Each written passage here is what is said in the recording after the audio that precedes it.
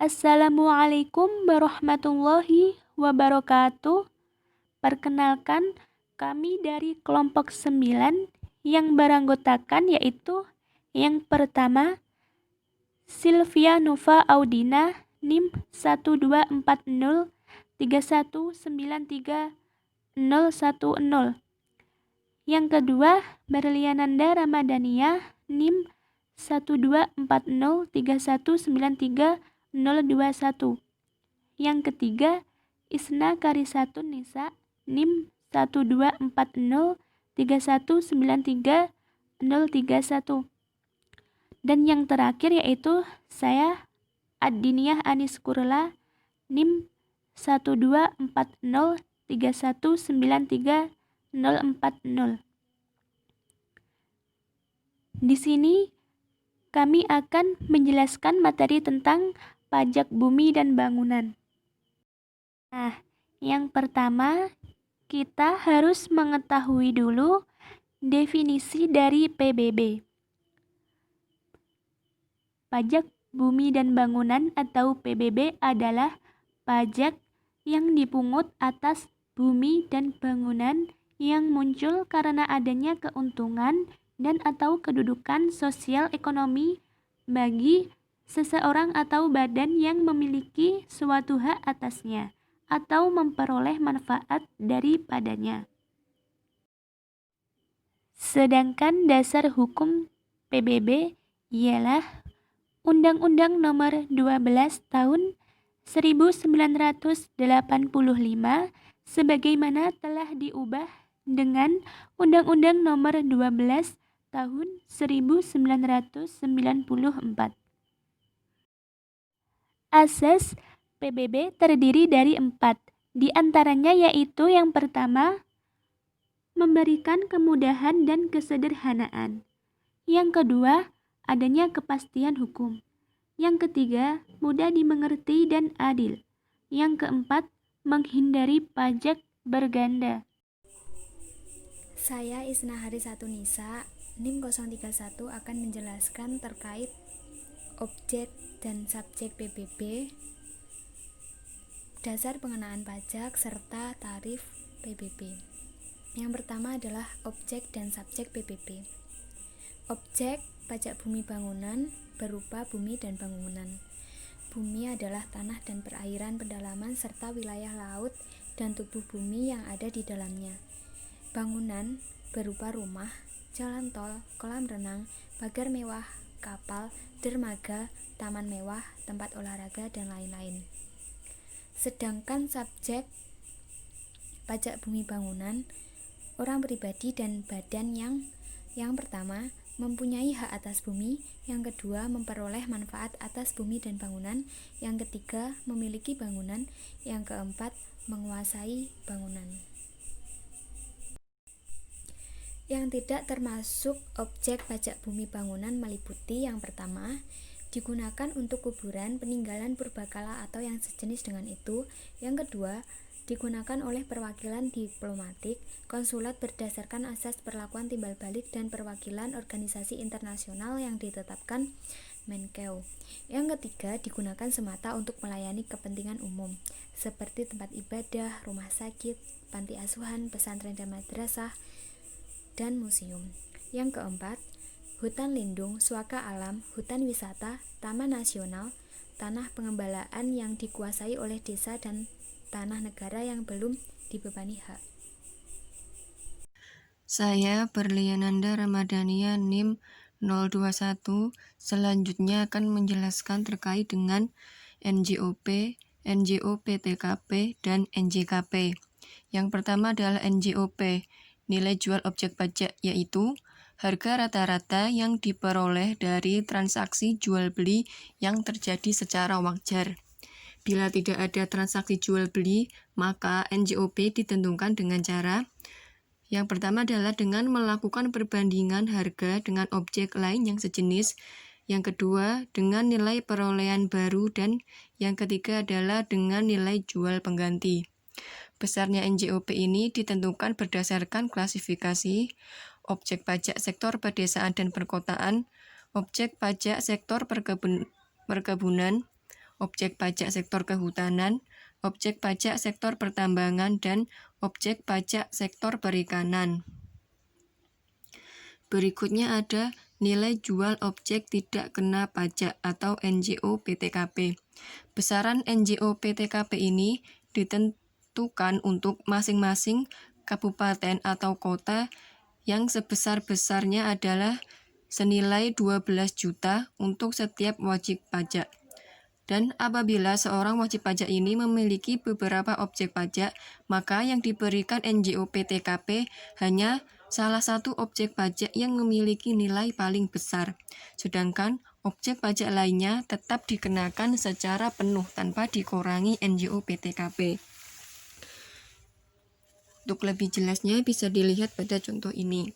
Diilustrasikan bahwa seorang wajib pajak mempunyai objek pajak berupa bumi dengan nilai 4 juta rupiah dan besarnya NJO PTKP untuk objek pajak wilayah tersebut adalah 6 juta.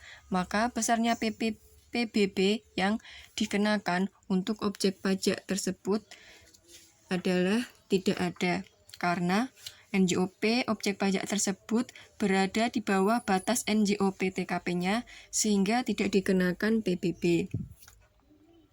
Contoh kedua, ada seorang wajib pajak mempunyai objek pajak berupa bumi dan bangunan di desa A dan desa B dengan nilai sebagai berikut.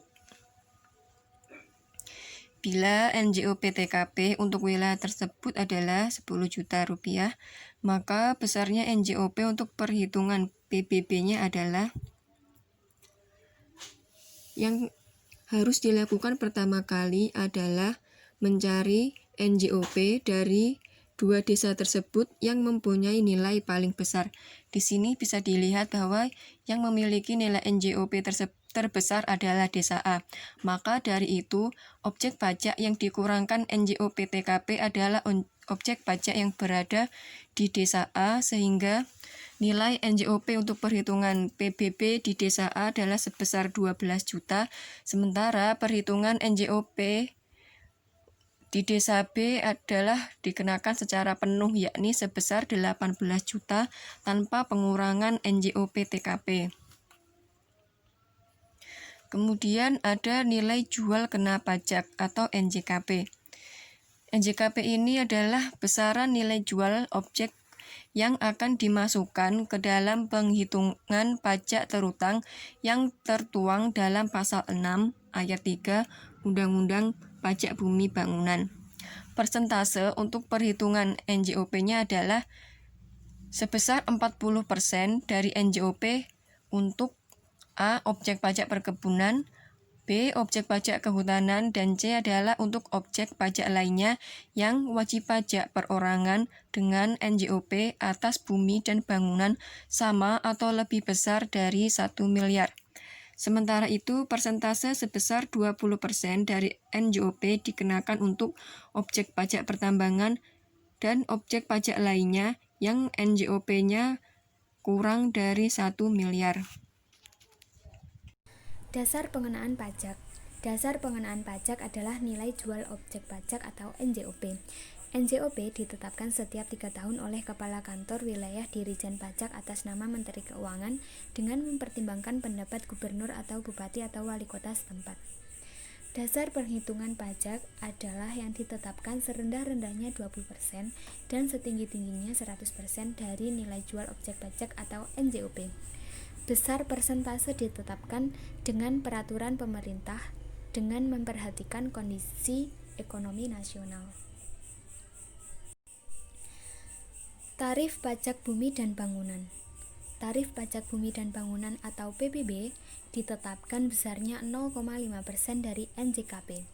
Hasil perhitungannya merupakan besarnya pajak bumi dan bangunan yang terutang dalam tahun pajak yang bersangkutan. Nama saya Sylvia Nova Audina, NIM 010. Saya akan menjelaskan tentang pajak terutang dan bagaimana cara menghitungnya. Pertama, untuk menentukan tarif pajak terutang terdapat 3 hal penting, yaitu tahun, keadaan, dan tempat. Pertama, tahun. Pajak terutang memiliki jangka waktu 1 tahun takwim. Jangka waktu 1 tahun takwim adalah 1 Januari sampai dengan 31 Desember. Kedua, saat atau keadaan objek.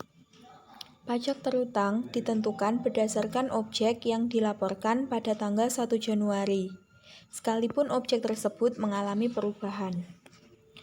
Contohnya, objek pajak yang dilaporkan pada tanggal 1 Januari 2010 berupa tanah dan bangunan. Kemudian, pada tanggal 10 Januari 2010, bangunan tersebut terbakar. Maka, pajak yang terutang tetap berdasarkan keadaan objek pajak pada tanggal 1 Januari 2010, yaitu keadaan sebelum bangunan tersebut terbakar. Contoh kedua, objek pajak pada tanggal 1 Januari 2010 berupa sebidang tanah tanpa bangunan di atasnya. Kemudian, pada tanggal 20 Agustus 2010, dilakukan pendataan. Ternyata, di atas tanah tersebut telah berdiri suatu bangunan. Maka, pajak yang terutang pada tahun 2010 tetap dikenakan berdasarkan keadaan yang dilaporkan pada tanggal 1 Januari 2010. Sedangkan bangunannya baru dikenakan pada tahun 2011. Ketiga, tempat. Untuk tempat yang pertama, daerah Jakarta berada di wilayah DKI Jakarta. Untuk wilayah lainnya, di wilayah kabupaten atau kota. Tempat pajak yang terutang untuk daerah Batam berada di wilayah Provinsi Riau. Kedua, menghitung pajak terutang. Menghitung PBB terutang menggunakan rumus tarif pajak dikalikan dengan nilai jual kena pajak. Sama dengan 0,5% dikali persentase nilai jual kena pajak dikalikan nilai jual objek pajak yang telah dikurangi nilai jual objek pajak tidak kena pajak. Contoh kasus, wajib pajak A memiliki sebidang tanah dan bangunan yang nilai jual objek pajaknya sebesar 20 juta rupiah. Dan nilai jual objek pajak tidak kena pajak untuk daerah tersebut sebesar 12 juta rupiah. Maka, PBB terutang sama dengan 0,5% dikali 20% dikali 20 juta rupiah dikurangi 12 juta rupiah. Maka, PBB terutang untuk kasus tersebut sebesar Rp800.000.